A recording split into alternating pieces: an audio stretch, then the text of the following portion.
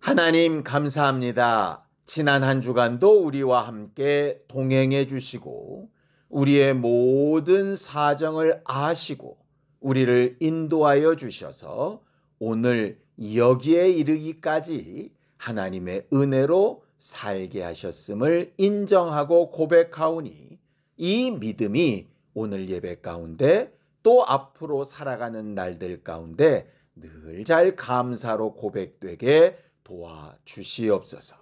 오늘도 하나님의 말씀을 전하고 나눌 때에 그 말씀이 각각의 심령에 필요한 부분에 남아서 뿌리를 내리고 마음과 생각을 고치고 하나님께서 기뻐하실 만한 아름다운 여정들을 잘 살아가는 교회들이 되도록 인도하여 주시옵소서. 믿음으로 언금한 손길들 위에 복을 주시고 하나님이 우리에게 이미 베푸신 것들을 인정하여 싸우니 앞으로도 하나님이 베푸실 것들을 기대하고 소망하는 믿음으로 행복하게 살아가게 하여 주시옵소서. 예수님의 이름으로 기도하였습니다. 아멘. 하나님의 말씀은 시편 122편 1절에서 9절까지 말씀을 함께 합독하겠습니다. 시편 122편 1절에서 9절까지 말씀입니다. 함께 읽습니다. 시작. 사람이 내게 말하기를 여호와의 집에 올라가자 할 때에 내가 기뻐하였도다. 예루살렘아 우리 발이 내 성문 안에 섰도다. 예루살렘아 너는 잘 짜여진 성읍과 같이 건설되었도다. 지파들 곧 여호와의 지파들이 여호와의 이름에 감사하려고 이스라엘의 전례대로 그리로 올라가는도다. 거기에 심판의 보좌를 두셨으니 곧 다윗의 집의 보좌로다. 예루살렘을 위하여 평안을 구하라. 예루살렘을 사랑하는 자는 형통하리로다. 내 성 안에는 평안이 있고 내 궁중에는 형통함이 있을지어다. 내가 내 형제와 친구를 위하여 이제 말하리니 내 가운데에 평안이 있을지어다. 여호와 우리 하나님의 집을 위하여 내가 너를 위하여 복을 구하리로다. 우리 하나님은 우리와 늘 함께 하기를 원하시는 동행자가 되시는 하나님이십니다. 성경에 기록된 모든 내용들은 결국 하나님이 우리와 어떻게 함께 하시려고 하셨는가 하는 것을 계속해서 기록하고 있어요.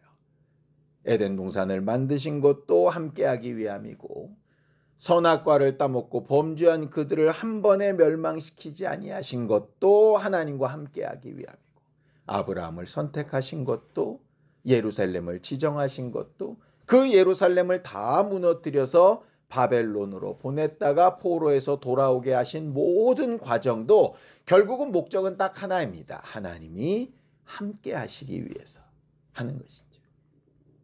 모세가 지난주에 고백했던 것처럼 땅을 얻는 것도 중요하고 기업을 유산하는 것도 중요하고 우리 눈으로 하나님께 받은 복을 손으로 잡고 누리는 것도 참 중요하지만 가장 중요한 것은 하나님이 함께 가고 계시다라고 그렇게 고백했던 것을 기억하죠. 그 말씀이 오늘 설교의 기초가 되어서 그 위에 오늘 우리가 또 나누는 말씀들이 잘 세워지기를 예수님의 이름으로 축원합니다.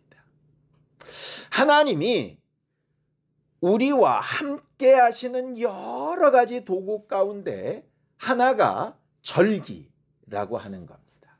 안식일을 명하신 이유는 우리가 육체를 위하여 살던 때를 잠시 쉬고 하나님과 함께하고 있음을 기억하라고 주신 게 안식일이잖아요.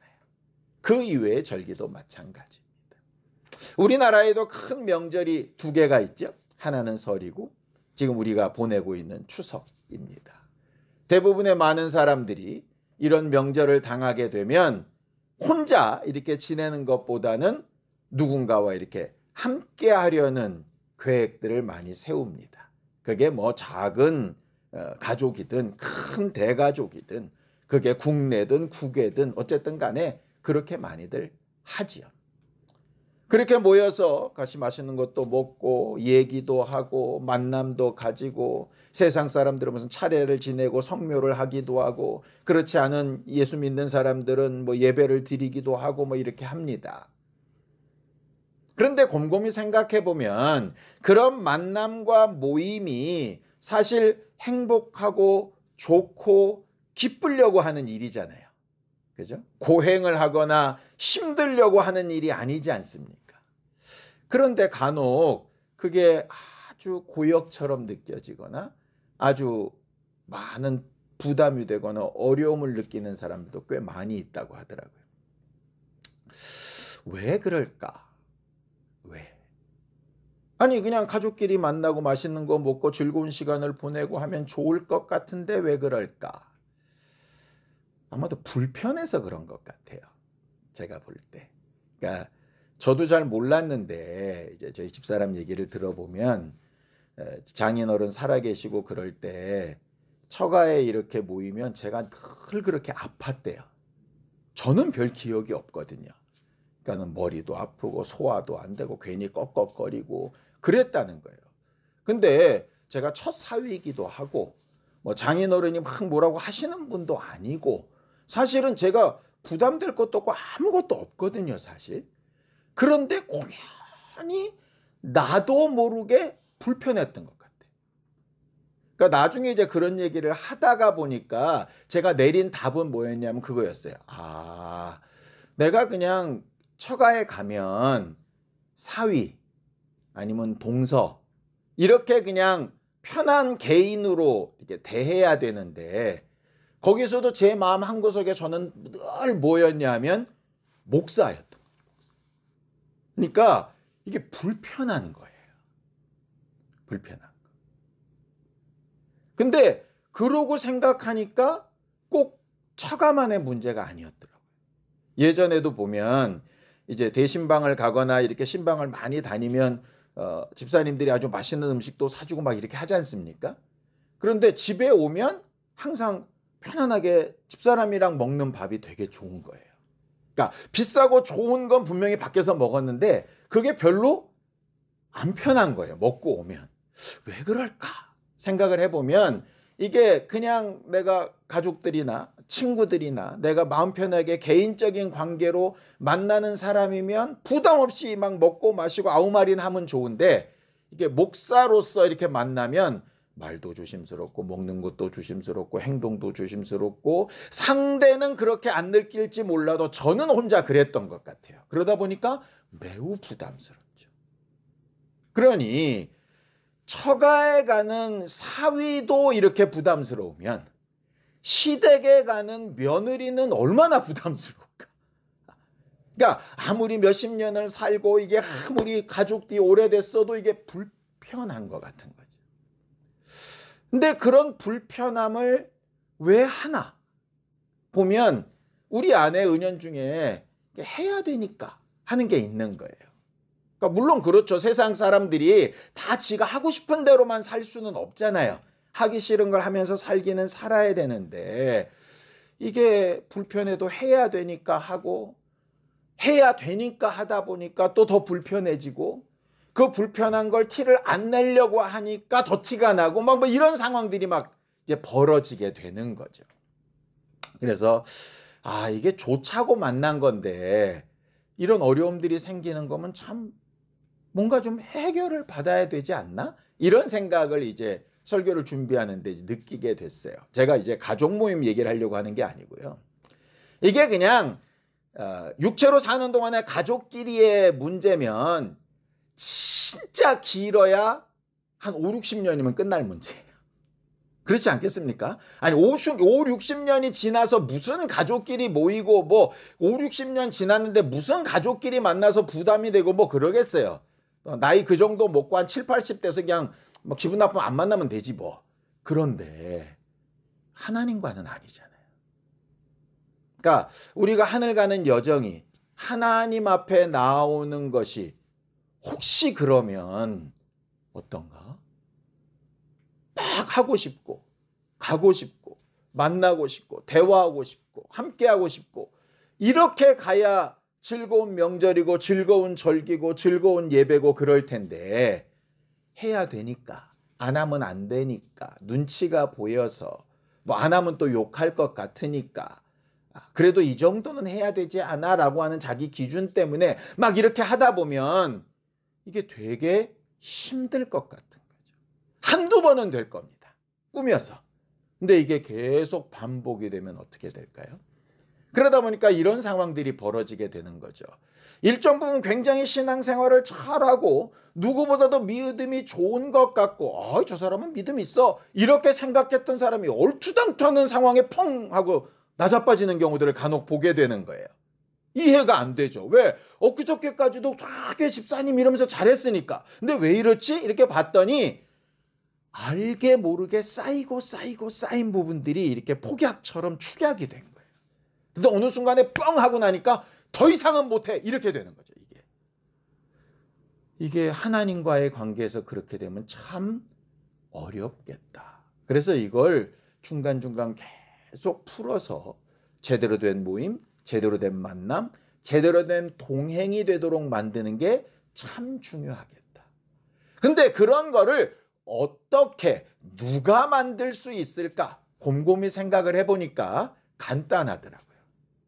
새로 들어온 사람, 온 지 얼마 안 된 사람, 함께하는 문화를 잘 모르는 사람이 그걸 극복하기가 쉬울까요? 어렵겠죠. 그럼 그들이 불편하고 부담스러워하는 부분을 바꿔줘야 될 사람이 누굽니까? 더 오래된 사람, 먼저 있는 사람, 원래 자리를 잡고 있었던 사람이 그 사람의 불편함을 발견해서 바꿔줘야죠.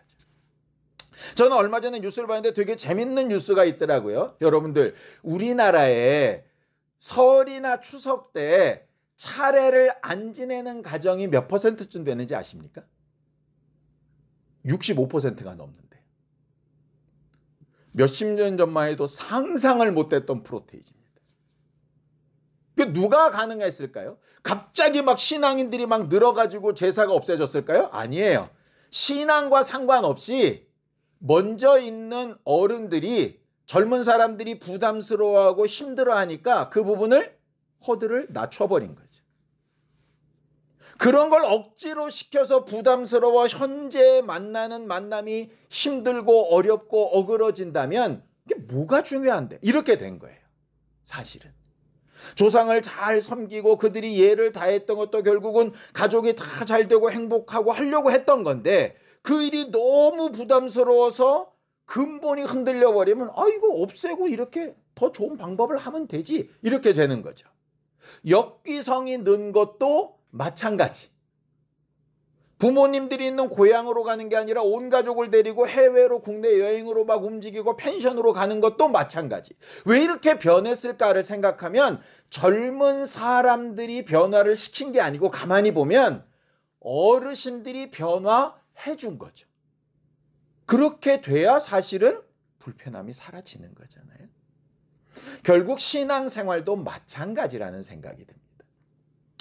교회가 젊은 세대가 없어진다고 그러고 우리 아이들이 또 후손들이 앞으로 우리는 이렇게 신앙생활을 지금 제대로 어떻게 하지? 이런 고민들을 간혹 할 때가 있죠. 그런 고민을 이길 수 있는 제일 좋은 방법은 절대로 변질될 수 없는 본질과 그들의 부담과 불편을 덜어줄 수 있는 지혜가 함께 돼야 되는 거예요. 그걸 누가 할 수 있느냐? 먼저 믿은 사람. 어른 된 사람이. 그걸 마음을 열고 낮춰서 해주지 않으면 불가능합니다. 어떻게 할 수 있느냐? 예수께서 육체를 입고 우리 안에 낮아지셔서 우리에게 다가오지 않으시면 우리는 하나님을 알 수 있는 방법이 전혀 없는 것과 똑같은 거예요.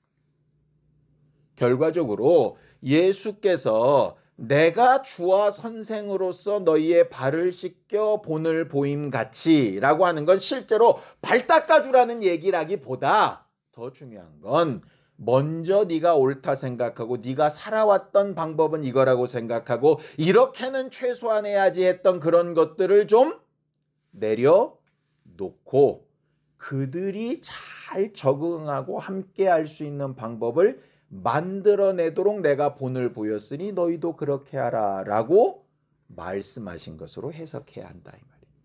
이번 명절이 좀 그렇게 됐으면 좋겠다는 생각이 듭니다. 뭐 지금 추석 명절 얘기하려고 했던 건 아니고요. 더 중요한 건 하나님 앞에서의 문제겠죠. 이스라엘에도 큰 절기가 3개 있습니다. 성경을 좀 볼까요? 신명기 16장 16절에서 17절입니다. 함께 읽죠. 시작. 너희 가운데 모든 남자는 1년에 3번 곧 무교절과 칠칠절과 초막절에 내 하나님 여호와께서 택하신 곳에서 여호와를 배웁고 빈손으로 여호와를 배웁지 말고 각 사람이 내 하나님 여호와께서 주신 복을 따라 그 힘대로 드릴지니라 라고 이렇게 이야기하죠. 여기 3가지 절기가 있는데 그 3가지 절기를 우리는 현재 부활절, 성령 강림절, 추수감사절 이렇게 해서 지키고 있죠. 여러분들 이 말씀에 정말 중심에서 봐야 될 게 있습니다. 뭐가 중요할까요? 무교절, 칠칠절, 초막절이 중요할까요? 아니면 하나님의 성전에 모이라가 중요할까요? 아니면 빈손으로 오지 말고 헌금 드려라가 중요할까요? 뭐가 중요할까요? 이스라엘 사람들이 오해했던 것들은 뭐냐면 날에 힘을 쏟았어요. 날. 근데 바울이 얘기하죠. 날과 절기 이런 건 그냥 예표일 뿐이다. 바뀔 수 있다. 이렇게 얘기하는 거예요. 예루살렘 성전이 있다면 성전 앞에 모이겠지만 성전이 없을 때 바벨론 포로 때는 이 절기 때 어디서 모였겠습니까? 각자의 집이나 자기들의 모임에서 모였겠지요. 그렇죠? 그러니 예루살렘에 모이라도 사실은 절대적인 건 아니죠. 자, 하나님 앞에 헌금 드려라, 감사해라. 그런데 과부의 두렙돈처럼 아니면 아무것도 없는 사람은 맨손으로라도 하나님 앞에 나오는 것이지 헌금이 없으니까 못 나와야 된다. 이거는 아니잖아요. 그러니까 신명기에 분명히 절기도 얘기하고 성전에 나와라도 얘기하고 헌금 드려라도 얘기하는데 그런 것들을 지키라고 말한 근본적인 이유는 따로 있겠죠. 그러니까 그 단어를 지켰다고 본질을 지킨 건 아니잖아요. 예를 들어 우리가 광복절 기념식은 잘하고 나와가지고 일제 36년이 좋았습니다 이렇게 얘기하면 미친 사람 아니겠습니까? 그렇죠? 차라리 광복절 절기 안 가고 행사 안 하고 우리가 정말 이렇게 광복되어 살기 위해서 얼마나 많은 우리 조상들이 우리를 위해서 희생해 주는 거기에 대해서 감사합시다. 이 말이 맞는 거지. 나와가지고선 우길기 흔들고 거기서는 광복절 기념식하고 이게 무슨 의미가 있냐고요. 똑같다 이 말이죠. 절기도 지키는 거 중요하고 성전에 나아가는 것도 중요하고 그리고 거기에 헌금하는 것도 중요한데 그런 것들을 통해서 궁극적으로 하나님이 하라고 하는 게 뭐냐고요. 예를 들어 고향에 내려가는 것도 좋고 역귀성을 하는 것도 좋고 여행을 가는 것도 좋고 다 좋은데 그래서 그렇게 해서 진짜 중요한 게 뭐냐고요. 그거를 찾아야 되지 않겠어요? 오늘 본문이 그 얘기를 하고 있는 겁니다. 자, 시편 122편 1절입니다. 함께 읽습니다. 시작. 사람이 내게 말하기를 여호와의 집에 올라가자 할 때에 내가 기뻐하였노라 이렇게 얘기합니다.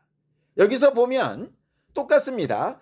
여호와의 집, 하나님의 이름을 두신 곳 성전에 올라가자. 올라가는 게 중요한 겁니까? 올라가는 그 일이 기쁜 게 중요한 겁니까? 기쁜 게 중요한 거죠. 네. 말씀이 거기에 포인트가 있다고요. 야, 성전에 올라가는데 너무 멀다. 여기서라도 하나님께 예배하자 해도 기쁘면 되는 거잖아요. 이 말은 예배 안 가도 된다 이 말이 아니에요. 예배 못 갔으니 실패고 교회에 안 나왔으니 실패고가 아니라 교회에 나왔어도 그게 억지로 해야만 되는 일이라 나와서 하나도 안 기쁘면 그거는 하나님 앞에 올바른 게 아니라는 거잖아요. 절기를 지키고 성전에 올라가고 헌금을 무진장 드렸는데 하나도 안 기뻐. 바리바리 싸들고 가족 모임을 갔는데 보자마자 기분 나쁘고 하나도 안 기뻐. 그러면 그게 무슨 의미가 있냐고요. 도리는 했죠. 도리는.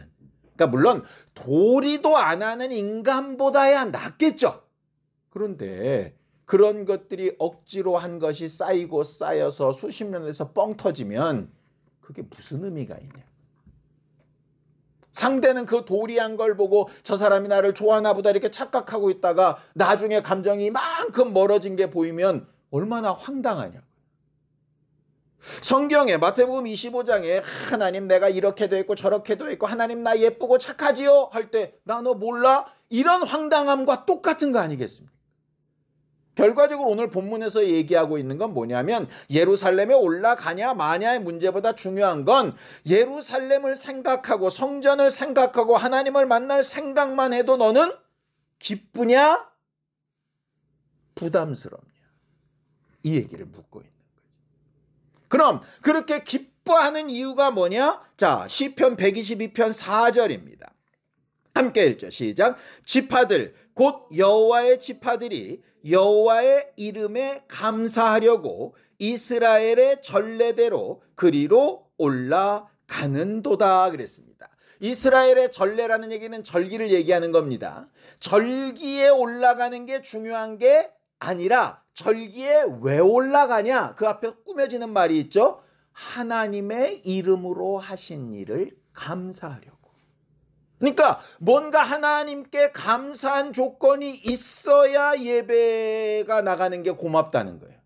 하나님은 나한테 해준 게 하나도 없는 것 같은데 내가 뭔가 하나님 앞에 계속 뭔가를 해야만 되는 의무가 있다고 생각하면 얼마나 불편하겠어요. 여러분들도 생각해 보세요. 누군가 나한테 정말 좋은 일, 은혜 베푼 일이 있어서 내가 그 사람만 생각하면 너무 고마워요. 너무 고마운데 그 사람을 만날 일이 생겼어요. 그러면 어떻게 되겠습니까? 기본적인 마음이 뭐라도 좀 갖다 드릴 게 없을까? 이런 생각을 하잖아요. 고마우면. 근데 고마운 게 아닌데 때 됐으니까 인사는 해야겠고 뭘 하지? 이렇게 되잖아요. 결과적으로 중요한 건 여기란 말이에요. 여기. 결국 하나님 앞에 오늘도 우리가 예배하러 나왔는데 추석 쉰 연휴 기간 동안 예배하러 나왔는데 왜 나왔냐고요.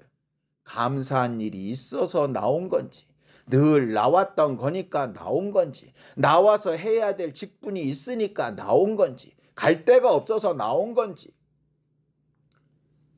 남들은 다 몰라도 나는 알죠. 그러니 오늘 다윗이 계속 고백하는 겁니다. 하나님 앞에 나아가는 발걸음이 정말 기쁘냐? 정말 하나님이 그 이름으로 네게 하신 일이 분명해서 그것을 말하고 증거할 만한 것이 되냐? 이걸 묻고 있는 거죠. 그럼 그렇게 나아간 예배 자리는 어떤 자리냐? 시편 122편 5절입니다. 함께 읽죠. 시작. 거기에 심판의 보좌를 두셨으니 곧 다윗의 집에 보좌로다. 우리는요 자꾸 심판의 보좌 그러니까 오해하는 게 뭐냐면요. 심판을 자꾸 뭐와 연결을 시키느냐 하면 형벌과 연결을 시킵니다. 왜냐? 이 세상의 재판장은 재판정에서 잘했다고 상을 주지 않아요. 이 세상의 재판정에서 할 수 있는 최고의 상은 뭐냐? 무죄 이거예요. 그 이상은 상을 주지 않아요. 근데 하나님의 재판정은 다르다니까요. 하나님의 재판정은 징역을 살리고 징벌을 하고 형벌을 하고 지옥에 보내려고 심판을 하시는 게 아니고 하나님의 심판은 어떻게 해서든지 살리고 위로하고 격려하고 문제를 해결해서 지옥에 가거나 형벌로 보내지 않으려고 심판하는 거예요. 근데 웃긴 게 뭔지 압니까? 원래 민주주의의 사법제도는 왜 생겼느냐? 죄 지은 놈을 형벌하려고 세운 게 아니래요. 과거에 종교재판 같은 게 있었잖아요. 그때는 어떻게 해서든 형벌하려고 재판을 했던 거죠. 그러니 무슨 얘기를 합니까? 마녀 사냥을 하거나 마녀 재판을 할 때 마녀를 어떻게 하느냐? 물속에 집어 넣는데요. 죽으면 마녀가 아니야. 그러니까 죄는 무죄 이렇게 하는 거예요. 살아나와요. 살아나온 거 보니까 마녀야. 불에 태워. 그리고 이미 결론이 정해진 거잖아요. 그러니까 그런 사법제도를 보완하려고 만든 게 민주적인 사법제도라는 거예요. 그래서 죄가 아닌 걸 죄라고 착각하지 않게끔 죄를 자꾸 벗기는 게 민주적인 사법제도래요. 그래서 3심까지 둔 거라는 거예요. 그런데 그 취지와 상관없이 현재는 어떻게 움직이느냐? 계속 죄를 찾으려고만 한다는 거지.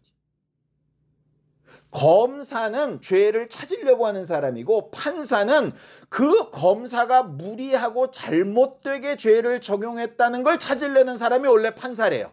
원래 취지가. 그런데 취지가 다 날아간 거예요. 그러니까 검사도 죽이려고 그러고 판사도 죽이려고 그러고 이렇게 되는 거죠. 판사 중에 어떤 사람은 죽이려고 그러고 어떤 사람은 살리려고. 그러니까 똑같은 일에 대해서 이 판사는 이렇게 하고 저 판사는 이렇게 되는 거예요. 결과적으로 기준을 어디다 두느냐의 문제인 거죠. 하나님의 심판은 절대적으로 뭐냐? 살리려는 거예요. 그래서 성전을 하나님의 재판자리 이렇게 얘기하는 겁니다. 성전의 가장 중요한 기능이 뭡니까? 죄를 용서받을 수 있는 유일한 장소, 유일한 과정이 바로 성전이에요. 교회가 뭐 하는 곳이냐? 죄의 용서함을 받고 은혜 받았음을 확인하고 내가 하나님의 자녀된 걸 확신받는 심판의 자리예요. 하나님의 백보자 심판도 마찬가지입니다. 우리를 벌 주려고 하시는 게 아니라 어떻게 해서든 예수님의 이름으로 예수의 보혈로 생명력에 기록된 사람들을 건져내려고 하는 게 백보자 심판이라고. 그러니까 하나님의 심판대가 어찌 보면 두려워야 되는 게 아니라 기쁘고 정상적인 상태가 된다라고 생각하고 가야 그게 올바른 신앙인 거죠. 그런데 지은 죄가 해결받지 못하고 문제가 여전히 남아있고 자랑스럽지 못하고 부끄럽고 이것이 드러날까 봐 괴롭고 이러니까 하나님 앞에 나아가기가 어려운 거죠. 예수께서 그렇게 말씀하셨죠. 너희들이 빛인 나에게 가까이 오지 않는 이유는 딱 하나 때문이다. 너희의 어두움이 드러날까 봐. 차라리 그 어두움을 다 드러내고 성전에 온 것처럼 용서받는다는 것을 분명히 안다면 내 앞에 와서 뭐든지 구했을 거다. 마치 아무리 큰 병에 걸렸어도 그 의사는 고칠 수 있다라고 믿는다면 그 앞에 가서 돈을 갖다 바치고 별의별 일을 다 시켜도 순종해서 살려고 하는 것처럼 그렇게 했을 거다. 그런데 그렇게 나를 인정하지 않으니 너희들의 수치나 어려움이나 불편함이 드러날까 봐 내 앞에 나오지 않는 거다. 이렇게 얘기하시는 거잖아요.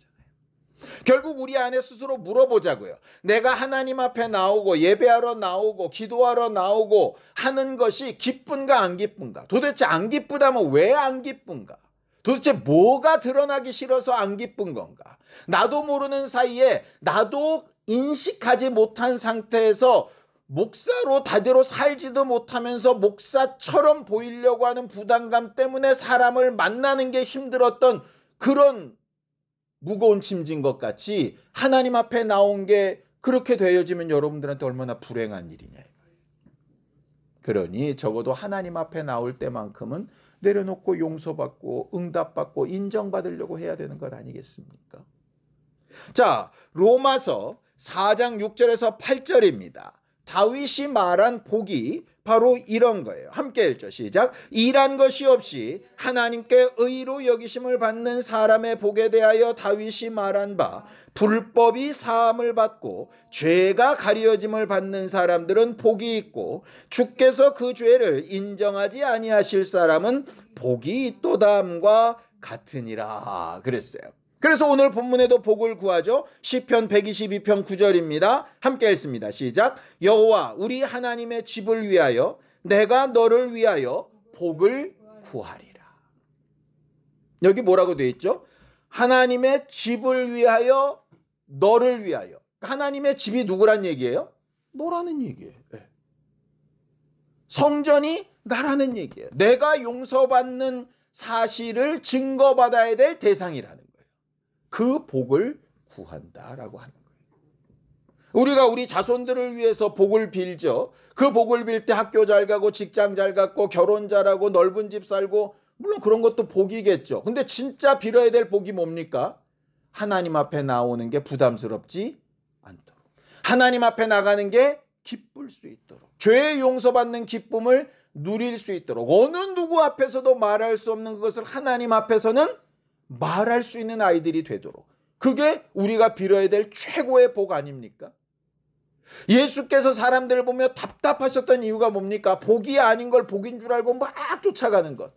실제로 주신 복은 복인 줄도 모르고 누리지도 못하는 것. 그게 너무 답답하고 괴로워서 한탄하셨던 것 아니겠어요? 우리는 과연 사랑하는 가족들을 볼 때, 명절에 사람들을 만날 때 도대체 무슨 복을 생각하고 있을까? 하나님 앞에 나갈 때 나는 과연 복 있는 사람이라고 인정받고 있는가? 한번 생각해 봐야 되는 거예요. 오늘 본문에 보면 계속 되어지는 그 말씀 가운데 그 복의 결과가 뭐냐? 이렇게 되어져 있습니다. 시편 122편 7절입니다. 함께 읽죠. 시작. 내가 내 형제와 친구를 위하여 이제 말하리니 내 가운데에 평안이 있을지어다.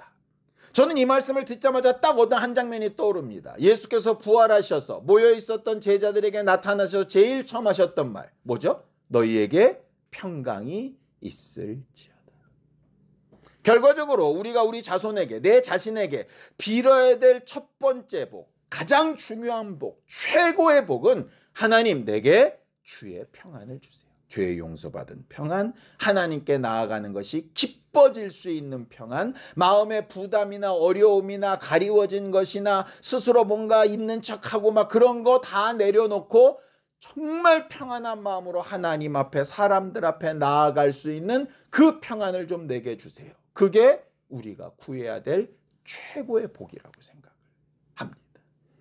그 복을 이야기할 때 오늘 본문 말씀 가운데 오해가 되는 구절이 한 구절이 있어서 함께 나누려고 합니다. 시편 122편 6절입니다. 함께 읽죠. 시작. 예루살렘을 위하여 평안을 구하라. 예루살렘을 사랑하는 자는 형통하리로다. 이렇게 이야기합니다. 이 말씀을 대부분의 교회가, 대부분의 목사님이 뭐라고 설명을 하느냐? 이 예루살렘이 어디냐? 성전이 있는 곳이다. 그 성전이 지금 우리 모든 성도들이다. 그 성도들이 모인 곳이 교회다. 그러니 어디에 평안을 구해야 되냐? 교회의 평안을 구해야 된다. 돈을 벌거나 시간이 생기거나 힘을 쓰고 노력해야 될 때 너희 자신을 위해서, 자식들을 위해서, 가정을 위해서 하기보다 먼저 교회를 위해서 헌신하고 마음을 쓰고 봉사하고 직분을 감당하면 형통하고 복을 받는다. 그래서 교회 중심, 교회를 위하여, 교회를 위해서, 교회 먼저, 이렇게 설교하는 일의 대표적인 구절입니다. 물론 뭐 그게 나쁘다고 생각하지는 않습니다. 예를 들어 하나님 앞에 용서받은 기쁨이 커서, 내가 주께 받은 은혜가 커서 교회 오는 게 기쁘고 교회를 위하여 헌신하는 게 기쁘고 내 집에 뭘 꾸며놓는 것보단 교회를 꾸며놓는 게 막 감동이 되고 교회라고 모여서 사람들을 위해서 뭔가 헌신하고 봉사하고 하는 직분을 감당하는 게 너무너무 즐겁고 행복한 사람한테는 정말 좋은 일이죠. 근데 만약에 시댁에 가야 되는 며느리처럼, 처가에 가야 되는 사위처럼 해야 되니까 하는데 기쁘지도 않고 재밌지도 않고 이것보다 더 급하고 중요한 게 있는 것 같은데, 이런 사람한테는 그게 무슨 평안이 되고 무슨 복이 되겠어요? 하기 싫은 걸 이기고 마음을 꺾고 무조건 순종해. 그럼 복 받아. 성경은 그렇게 말하고 있지 않는 것 같아서 말하는 겁니다. 그래서 도대체 이 예루살렘이 뭐냐를 다시 한번 살펴봤어요. 그랬더니 예루살렘이 참 재밌습니다. 예루살렘은 두 가지 단어가 합쳐진 거예요. 예루라고 하는 게 원래는 이루라는 겁니다. 그러니까 여러분들 그 아브라함이 이삭을 바쳤을 때 하나님의 산에서 미리 준비된 양 기억나시죠? 그래서 거기를 뭐라고 부르죠? 여호와 이레. 그 이루가 이레라는 말입니다. 준비되다라는 말이에요. 그럼 샬롬은 뭐냐? 살렘, 샬롬은 평안입니다. 준비된 평안이란 얘기예요. 한 걸음 더 나가면 하나님이 주시는 평강이라고 하는 뜻이에요. 재밌는 게 예루살렘 성전이 세워진 그곳, 그 아리우나의 타작마당이 어디냐? 아브라함이 이삭 바쳤던 그 장소입니다. 그러니까 여호와 이레 했던 그 장소의 이름이 여호와 이레 예루살렘, 준비된 평안이라고 하는 뜻이에요. 그러니까 지명일 수도 있지만, 성전이라는 건물일 수도 있지만 진짜 내용은 뭐냐면 그 성전이 왜 하필 그 자리에 세워졌고 그 도시가 왜 하나님의 도시라고 불리워졌느냐? 하나님께서 그곳에 평안을 예비해 두셨으니까, 이런 거죠. 그래서 이삭을 바쳐도 거기까지 가야 되는 거예요. 그곳에 돌아가면 거기서 준비된 평안으로 죄의 용서함을 받고 신분이 회복돼서 나팔을 불면서 나 용서받았다 이렇게 기쁘게 나오는 장소가 되는 겁니다. 불안에 떨던 죄인이 예루살렘에 가서 성전에 들어가 제사를 드리고 성공했더니 돌아 나올 때는 의인이라 인정을 받고 만세를 부르면서 나오게 돼서 평안을 누리게 되는 곳이란 뜻이에요. 그러니 예루살렘을 위하여 평안을 구하라. 이 말은 뭐냐면 네 나름대로 돈 많으면 평안하겠지, 일이 잘 되면 평안하겠지, 친구가 많으면 평안하겠지 하는 그 평안 말고 준비된 평안을 구하라 이 말이에요. 하나님이 주시는 평안을 구하라. 예루살렘을 사랑하는 자, 준비된 평안을 사랑해서 그것에 목숨을 걸고 모든 일의 목적을 하나님이 주시는 평안에 두고 살아가는 자는 형통하리로다. 이렇게 해석하는 게 훨씬 더 맞는 해석이라는 거예요. 그러니까 교회를 위해서 헌신하고 봉사하는 것도 맞는데요. 중심에 생각해 봐야 되는 거예요. 내가 교회 가는 것이 정말 기쁘고 행복한가? 그렇지 않으면 그것부터 해결해야 돼요. 나는 그럼 왜 교회 가는 게 안 행복하지? 나는 예배 가는 게 왜 부담스럽지? 나는 왜 성도들 만나는 게 힘들지? 나는 왜 직분을 감당하는 게 버겁지? 그렇다면 이게 절대적으로 바뀌지 말아야 될 기준인 건지, 아니면 내가 더 중요한 하나님으로부터는 평안을 누리고 뺏기지 않기 위해서 바꿔야 되는 조건인 건지 라고 하는 걸 생각해 보는 지혜가 필요한 거예요. 제 말은 성도들이 조금만 불편하면 다 없애버립시다 그런 뜻 아닙니다. 여러분, 가족들이 만나는 게 불편하다고 명절을 없앨 수는 없잖아요. 예? 가족들 만나는 게 불편하다고 호적을 다 파버릴 수는 없잖아요. 적어도 그렇게 할 수는 없지만 이왕 모이고 이왕 함께 할 때 프로그램을 바꾸든지 대화의 방식을 바꾸든지 아니면 사람들을 대하는 걸 바꾸든지 뭔가 상대를 먼저 배려하는 것으로 뭔가를 순서를 바꾸든지 해야 될 필요가 있지 않습니까? 지금 생각하면 옛날에 우리 명절 때 되보면 이제 와서 생각을 하는 거예요. 아침 잔뜩 먹고 설거지 막 끝날 때쯤 되면 과일 채려오면 남자들은 TV 보고 앉아있다가 또 과일 먹고 과일 그거 치울 때쯤 되면 또 점심 먹고 점심 치울 때쯤 되면 뭐 또 논다고 간식 먹고 간식 치울 때쯤 되면 또 저녁 먹고 가만히 보면 노는 인간 한 부류, 부엌에서 일만 하는 인간 한 부류. 이러니 불만이 안 날 수가 없잖아요, 그게. 근데 그거를 수십 년 해왔다고요. 그냥 그렇게 살아야 된다고 생각했으니까. 그런데 그게 바뀌잖아요. 왜? 그거 하려고 온 게 아니니까. 결과적으로 그 목적을 신앙생활하면서도 찾아야 되지 않을까 하는 생각이 드는 거죠. 참 어려운 것이, 저도 신앙생활을 수십 년 했고 목사로 한 30년 했고 여러분들도 수십 년 여러분들이 해온 신앙생활의 스타일들이 있어서 젊은 사람들이나 새로 믿는 사람들이 하는 게 정말 마음에 안 들고 이상하고 왜 저렇게밖에 못하지라는 생각이 들 수 있을 거예요. 그런데 그런 것을 통해서 그가 더 하나님을 기쁘게 하고 하나님을 기뻐하고 자유를 얻고 평안을 누리고 정말 신앙생활하는 기쁨과 감사가 넘치게 된다면야 뭐 당연히 그렇게 하면 옳겠지만 그게 절대적으로 방해가 돼서 예수 믿는 일에 한계가 되고 교회를 떠나게 되고 문제가 되고 역시 교회는 꼰대들만 모여서 이렇게 되는 거라면 우리는 뭔가 예루살렘의 복을 위해서 뭘 바꿔야 되고 어떻게 내가 행동해야 되는가를 찾아야 될 필요가 있지 않겠는가 하는 생각이 드는 거죠. 하늘 가는 여정 동안 우리는 가장 중요한 게 뭐고 하나님과 함께하는 삶이 뭐고 하나님의 나라에게서 그분의 얼굴을 뵐 때 나는 정말 기쁘고 감사하고 영광스러운 모습으로 과연 뵐 것인가를 한번 생각해 볼 수 있는 기회가 이번 주 명절 기간이 될 수 있게 되기를 예수님의 이름으로 축원합니다.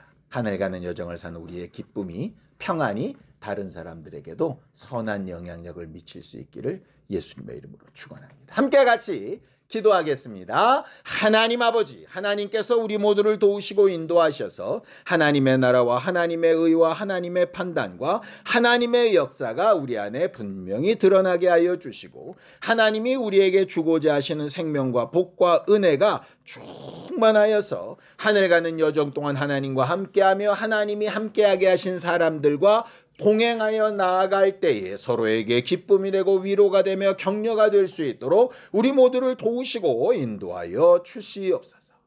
하나님, 우리와 함께하게 하신 사람들, 가까이는 가족들부터 친척들, 또 함께 모인 교회들, 우리가 살아가고 있는 여러 사회적인 관계들 가운데 우리는 정말 하나님이 우리에게 예비하신 복, 예루살렘의 복으로 충만하여 평안한 가운데 사람들도 대하고 하나님도 대하고 있는지 자신을 잘 돌아볼 수 있는 지혜롭고 정직한 심령들이 되게 도와주시옵소서.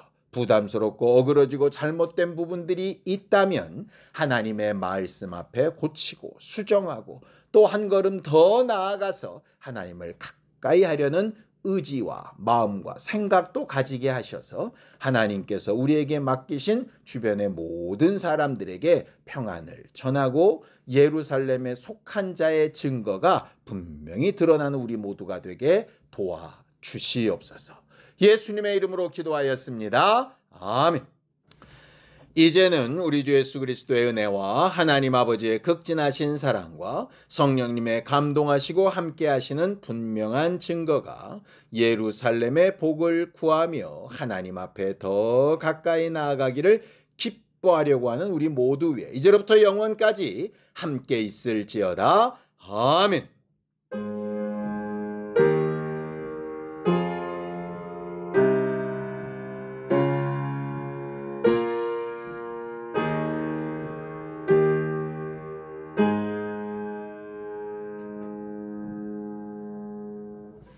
예루살렘의 복을 구하며 늘 평안한 우리 모두가 되기 바랍니다. 수고하셨습니다. 감사합니다.